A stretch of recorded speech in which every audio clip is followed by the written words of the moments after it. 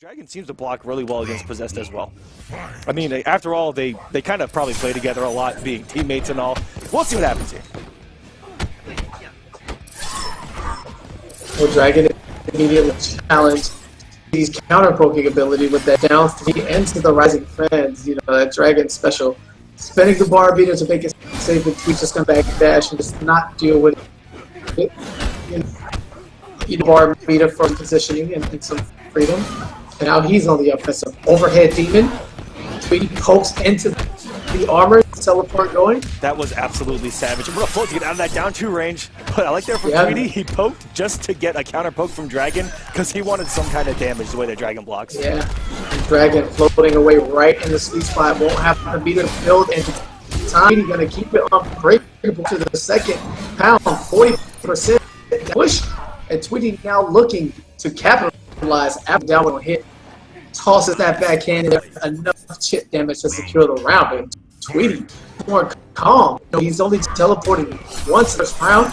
He even waited for the anti-air there off of the float mix-up. Was a little late, but I've seen adjustments that we haven't seen Tweedy, you know, take advantage of in recent matches against Dragon. Yeah, and Tweedy is losing a lot of health early here, which does not bode well if Dragon's able to hold on to this meter going into the final round, and Dragon getting comfortable now.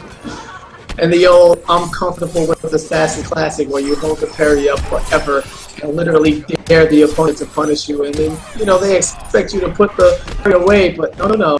Shades of a fellow Kitana player, Star Charger, where he would just hold that thing for hours, it seemed. And oh no, the EX Low Demon not catching Dragon on the anti-air, and that's not good for Tweedy here. Unfortunate situation there. Then, oh man, Dragon with the MKX of late, going with the slightly negative into the armored launcher, willing to spin the 2 bars. He hasn't forgot about extended combos, baby. We're spinning all the hard knockdown for the free sharpen.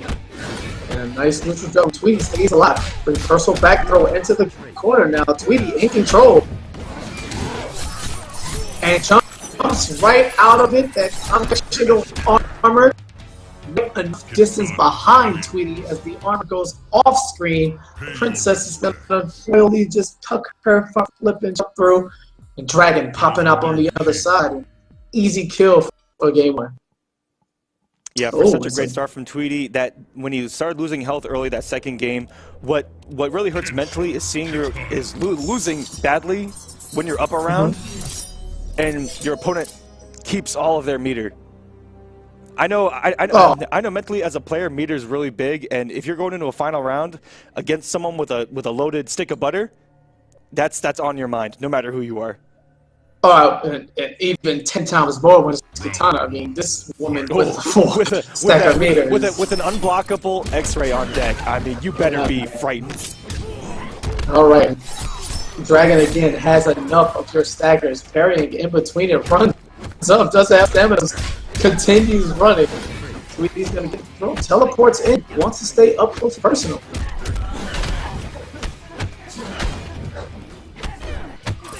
All right, now Tweedy expecting the jumping attempt. And that was a triple overhead from Dragon. Getting the jump in, float cancel, jump in, and then doing a third overhead. Full combo. Questionable decision from Tweedy not to use the meter there. At the very least, you would have thought he would want Dragon to break, but instead allows him to keep the bar. And now Tweedy coming with the low post. Challenge the parry. Armor's over. Armor's again. Is he a third one? No, the mix-up. Tweedy conditioning Dragon with the low post into the overhead strike.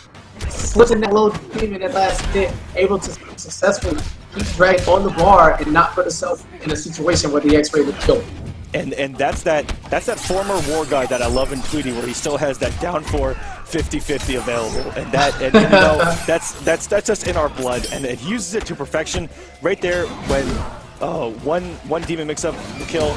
That's where all the conditioning pays off throughout the rest of the match, and that one down 4 50-50 could make it break you. You run about kills. Here's Dragon with a fully activated sharpening combo. 53%. No, sir, not press a button when the sharpen is active. And Dragon again jumping out of that EX overhead arm attack in the corner, you know, which seems really advantageous for Kitana and Tweedy now. Teleport. NJ Dragon's off his meter now. Even though Tweedy's back to the wall, he is the one in control.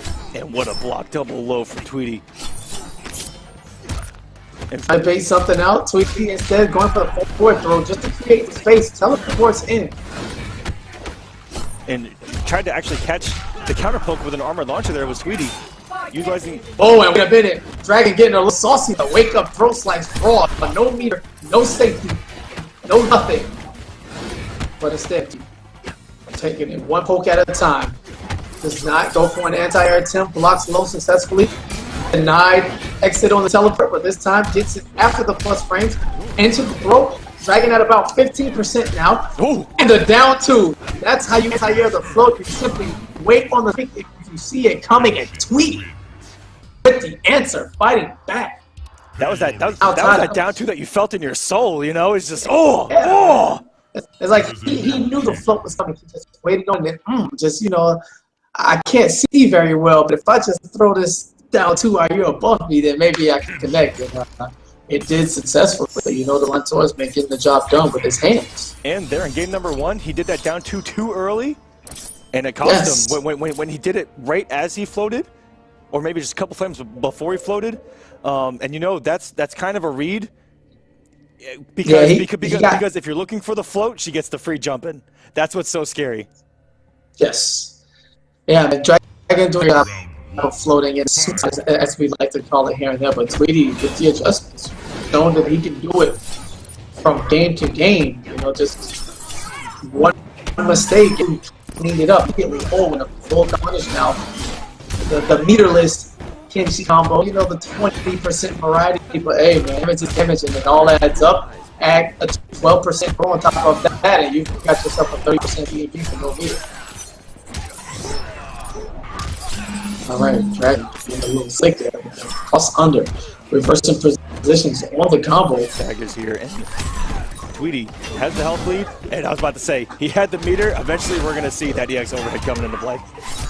Alright, talking to BX moves, Dragon waking up with that attack strike, 19% off the single move, beautiful. Floating right in front to reverse the inputs, and now coming down to the last hit. Tweedy trying to take his time, teleports in, a down one poke, and the reversal throws Dragon. And that was super smart right there. The last time Tweedy was in that position with his back to the wall, he gave Dragon a forward throw just for spacing. And Dragon, knowing that a throw would kill him at any position, looked for Tweedy. You know, this is mix-ups on top of mix-up. This is Yomi layers on top of Yomi layers. Tweedy with the smart stuff. That's just straight up outthink Dragon at that point, because I'm pretty sure that Dragon was taking no matter what. And running away with it now is Tweedy. But Dragon coming off 2 bars and so he can mount a comeback. He does not have many resources left. And once Tweedy gets a bar, we all know something is going to be coming. And very good check from Dragon. Well, Tweedy was getting away with these pokes because Dragon was respecting the mix-up and didn't let Tweedy get away with a down one on block there. And that got Dragon back in this, but backdashed into a demon. And this is going to be chip out territory. The back one almost guaranteed. Yeah, and that sucks right there. Dragon dropping the end of it to be a nearly 50% combo into frame advantage, which would have put him in a position to chip Tweedy out or maybe bait the armor one last time, but instead drops it, allows Tweedy to get up, you know, sneak some damage, and then you have the magic pick swap, and it's not hard for Kenshi to get that last hit with demons everywhere or teleport that he can simply trade with you after the attack. You know, just nice mid-range normals that can advance quickly. Big time trouble there for Dragon, and Tweedy looking composed as, dare I say, ever here in the Combat Cup. Hasn't jumped, you know, just sprawl. His teleport count is extremely low, and he's simply playing the matchup the way he should, and he's just looking, you know, super advanced right now and just playing at the same level, if not a bit higher than Dragon. And Tweedy breaking the curse this season. Every time that these two have played this season, they've gone 1-1, and then Dragon has run away with it. So this time Tweedy has the advantage after they split the first 2 games. Well, let's see how he handles the added security now that he's on this side of the fence for the first time. Dragon doesn't care about your security or anything. Sharpens up 36%. Tweedy's got a challenge. Reversal throw into the corner, trying to bait a wake up. lets the float happen, staying patient.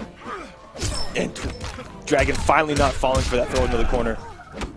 And there you go, right on cue. Tweedy's gonna go for the forward throw right after because spacing is spacing at the end of the day. Getting a little hesitant at his entry there, and then the second time, no sir, with the parry on deck. Wow. Armor's up. And doesn't have the meter here to break. Anything's gonna chip out. Yeah, and the backdash not far enough to get away. Kenshi's strings so long and so extended. A lot of active frames, a lot of distance and ground that it covers. And Tweedy with that godlike read on the top board, looking for Dragon to go for the fan. And, you know, it's low risk. And Tweedy's picking his spots extremely well. Air it here is gonna spin the block. Oh, we're gonna style, baby. He's cutting the rest of the bits. He's gonna sell some of her remnants out here on the strip at the other marketplace. Lance wants to take that young Adinian blood. And Dragon opens up. Holds on. Just it's not just yet. There's no something. Oh, now this is chip out territory. Tweedy just needs one demon. And they're down two again. He waited once again. Tweedy down twoing his way into top 4. That was fantastic.